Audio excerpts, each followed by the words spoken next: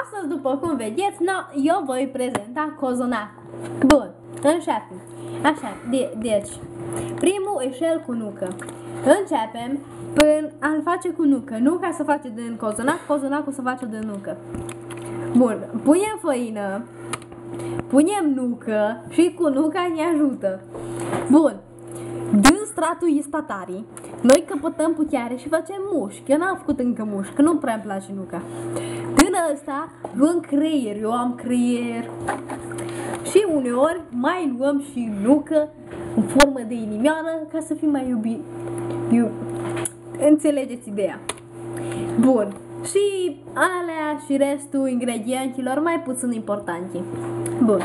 Să trecem la cozonacul cu rahat. Începe așa. De început. Deci după ce făcui plita și am pus crema și cozonacul, îl las un leac așa. Și toți pești și după aia să face așa. Dar e bun la gust, e bun, că e dulce, că folosim rahat de la dulce. Da. Și punem făină și rahat.